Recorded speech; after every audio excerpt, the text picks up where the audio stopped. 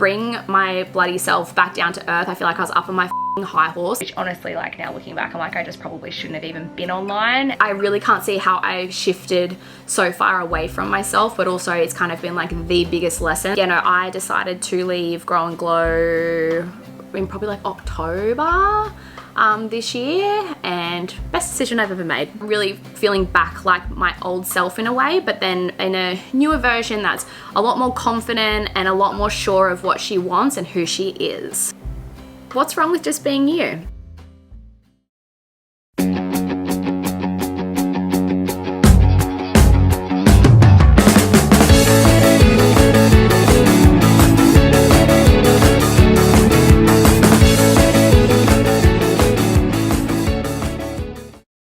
Hello guys. I thought today I would do a little Q&A. Obviously there's been a lot going on lately. I feel like there's been a lot of changes in our life lately, and I've had so many questions coming through, so I thought, you know what, let's do a good old-fashioned Q&A. And honestly, I thought that while Kurt was off on holidays, I would be lapping it up and like getting so much work done and getting on top of things, and I've honestly done the complete opposite. I feel like I've just been like really enjoying my time with him. Obviously Cody's working full-time again, so just really like having so much quality time with our family, so much quality time with our friends.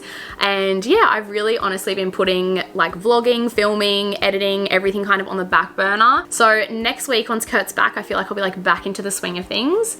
But it's been so nice just having him home and just kind of being able to chill out for a couple weeks. I say chill out, but I honestly feel like we haven't stopped. But it's been so good. So over on Instagram, I asked you guys to ask any questions that you had, and I had quite a few come through. So if you want to ask any questions next time, make sure that you're following over on Instagram. And yeah, I normally always do the Q&A questions over there. Okay, first question. Do you still do the Grow and Glow podcast? No, I do not. No, I do not.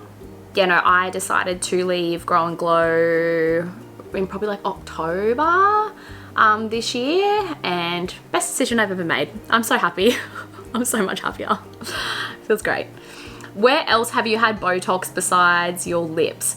So I have not had Botox in my lips. Oh no, I did actually. I had a lip flip. Is that in your lips? Above your lip? I don't know. I did have a lip flip once. That was ages ago, but I have filler in my lip. Botox I have had on my forehead and my crow's feet. And here, the frown line. But oh my gosh guys, I'm so overdue. I haven't had it for ages, and last time I did it too, I just got like a tiny bit because I hate it when it's overdone and you look frozen.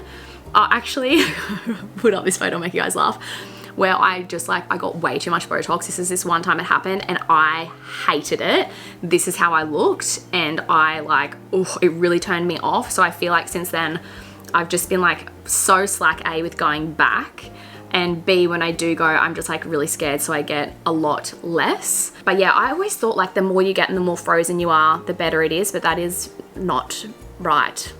Not right for me anyway. Do not like that look. Will not make that mistake again. Somebody asking if I would do any sort of masterclass type thing with my coaching. Honestly, with where I'm at right now, like I feel so good just having a break from all of that. And like I always say, like I think that it all serves such an amazing purpose, and there's been times in my life where I've really needed you know, self-development to help me get through certain things, but I also really feel like it can so easily be overdone, and it can make you always be striving for this perfection, or always be trying to almost change yourself or overthink things, and just, I don't know, I just don't think it's healthy to continually be trying to change yourself. I think that we should do that when we aren't coping and when we are struggling and when we're going through hard times. But if you're feeling okay, it's okay to also just like be yourself, and none of us are ever going to be perfect. So I think it's just, I don't know, I feel like it can get a bit of a rat race of like always chasing this perfection and trying to be like better and better and better, rather than just being like, okay, like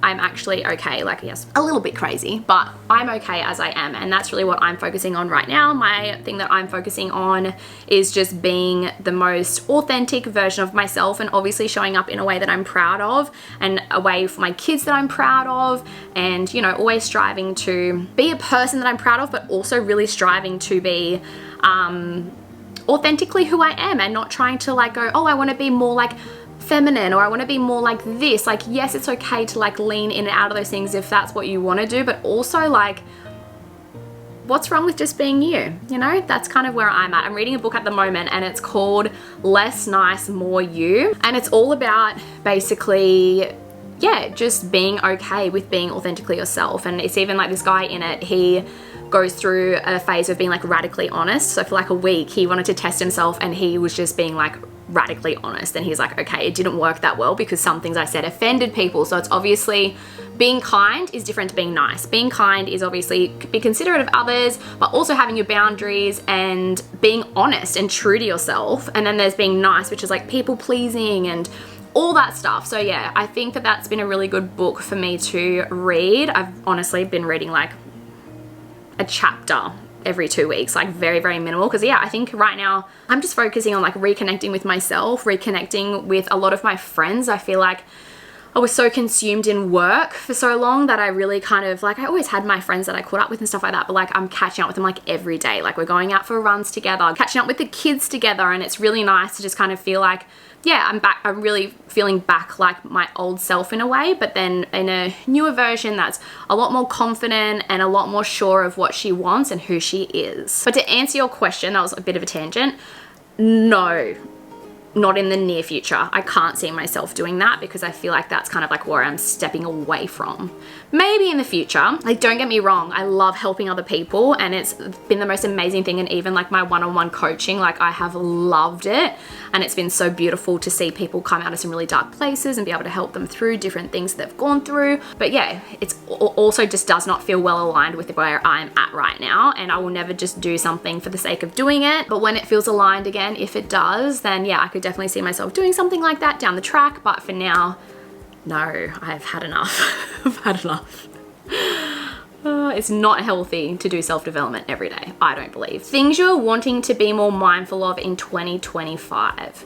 Oh my gosh, so many things. Firstly, who I surround myself with and my gut instincts. I feel like I had a lot of gut instincts, or not even that, like my body feeling a certain way around certain people and me ignoring it, feeling very anxious around certain people. And then I would hang around with them more and I'd be feeling more anxious, like to the point where I didn't drink coffee and I went off all these things. And then like I have stopped doing that and I have not felt anxious. My HRV has never been higher since I've been recording it. I'm drinking coffee because I'm not feeling anxious and like, you know, listen to my body. If I was feeling anxious, I obviously would not drink coffee. But I am not feeling on edge all the time. I'm not feeling like I have to be working constantly, because obviously when you're in a business with other people, you can't really do things on your own terms. I feel like my values really kind of shifted because I didn't have a choice and I had to kind of put work almost before my family to manage, and I don't like that and I'll never do that again. Like my family comes first always. And yeah, like looking back and reflecting, I really can't see how I've shifted so far away from myself, but also it's kind of been like the biggest lesson. So yeah, moving into 2025, definitely gonna be so much more mindful of who I surround myself with and listen to that feeling. Like if I'm around someone and I feel drained afterwards, or I feel anxious before I see them, or any of those things, I'm just like backing away. Also, just being okay, and I'm still in the midst of learning this as well, being okay with not being liked, especially being online. I think that's a really hard thing to do. But just little things, like I just want to be able to show up in a way that I feel is really authentic to who I am. And I feel like I really got caught in the wheel of aiming for perfection and trying to show up almost with a bit of a facade, even like the way that I talked or the way that I did things. And yeah, it's been so cool to actually have the realization and like be able to pull myself out of it and like kind of reflect and go like, what the f am I doing? I also think as well that I was in a really vulnerable place. Obviously, I had shit hit the fan with my family and I was at an all-time low and I was very vulnerable. So I feel like what I was probably trying to do now reflecting is protect myself and just be a person that I felt like was safe and that people would approve of and people would like, and try to protect myself so I felt like I could manage and cope, because I feel like at that point in my life I was struggling so bad that I didn't actually have the capacity or backbone or whatever to be able to handle any backlash, which honestly, like now looking back, I'm like, I just probably shouldn't have even been online, and that's when we like started doing all these, you know, things. But yeah, I think that's where a lot of it stemmed from too. And then on top of that, you know, like being in an environment where I was constantly hearing of things that I should be doing and that I'm doing this the wrong way and that the wrong way, I got less and less in touch with who I actually am at my core. Yeah. Hi. If you're being your authentic self and showing up in a way that feels true to you, people aren't going to like everything that you say and everything you do. And the cool thing about the way that I have been showing up lately is that's been happening, and it's hard because I'm like, oh, that old thing in my head is like, you have to change that because like people aren't happy and they don't like it. But I'm like, no, if they don't like it, they can move on, because I will find my people that like me for who I am, and I will find people who genuinely know me for who I am and genuinely like me, not just that part of me or that side of me that I'm showing, if that makes sense. So yeah, definitely striving for less perfection and more authenticity. Authenticity, that's my word for 2025. And family and friends and just groundedness. Like I just want to feel really grounded. I just want to bring my bloody self back down to earth. I feel like I was up on my high horse. Like the crazy thing is when you're in it, you can't actually see it. And if somebody said this to me, I'd be like, oh my gosh, what are you talking about? But yeah, just like bring myself back down to earth, Keiara. Like just chill out. I've been offline for a bit and missed something. Are you not doing Grow and Glow anymore? No, I am not doing Grow and Glow anymore. No. But you can find me here on YouTube. How's your pelvic floor post 3 kids and tips? My pelvic floor is actually pretty good, I think, post 3 kids. Like I was jumping on a trampoline with my girlfriends the other day and they were all like, oh my gosh, I'm going to wee my pants. And I was like, I actually feel okay. So I think mine's all right. I just followed the aftercare that they said, and I did like the exercises and stuff they did. And I feel like also throughout pregnancy, a lot of the time I was on bed rest. So maybe that helped with the pelvic floor because I wasn't really overdoing stuff. Because most of my pregnancies I had like bleeding and complications, so I ended up on bed rest. So maybe that's why it is a bit stronger. But I don't really have any issues with that. What motivated you to have your own business? My kids motivated me. It kind of all happened really organically. I had Mila, who was born with her cleft, and I really wanted to share her story. So I started to share a story, and that was my very first ever YouTube video. Is I shared my pregnancy story. I wanted anyone else out there that went through a similar thing with having a bubby born with a deformity to feel like they weren't alone, and kind of have some tips and tricks and things as well, because I feel like I was scouring the internet for any information and I couldn't find anything out there back then. So that was the first video I ever made. It was all about my experience with Mila, and my goal with it was just to help other mums feel connection and feel like they're not isolated if they went through the same sort of troubles. And I still feel like to this day, the reason why I love YouTube so much is because of the amazing connection that I make to other mums. And even like, you know, it's so nice when I hear you guys going through similar things to me and just being like, wow, I felt like I was the only one, or it makes me feel so much less alone having someone, like seeing someone going through the same sort of thing.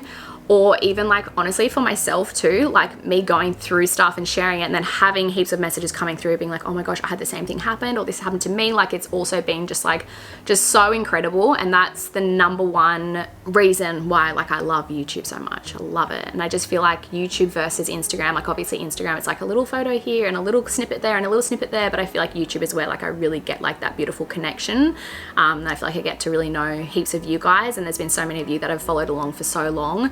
And also, I've noticed so many of you that dropped off when, you know, I was up on my high horse throughout a couple of years, and I can honestly like really see why now too. And it's been really cool to chat with you guys. And like I've had so many people, like honestly, I think you would be shocked, like hundreds messaging me being like, so good to see you back. I had to unfollow you there for a while, but like I'm following you again, and yeah, it's really nice to see you back. So yeah, it's been really, really cool and nice. There's still heaps of questions here, but I think what I will do is I will do a part 2 because this is already going for a little while. So on Wednesday, guys, I'll have a part 2 Q&A and answer all the rest. And there's some more juicy ones on here, stuff about Kurt, going back to work, and stuff like that too. Oh, couple there. What really went down? Okay, part 2 coming. Love you guys, and I'll see you in the next video. So the next video that comes out will be part 2.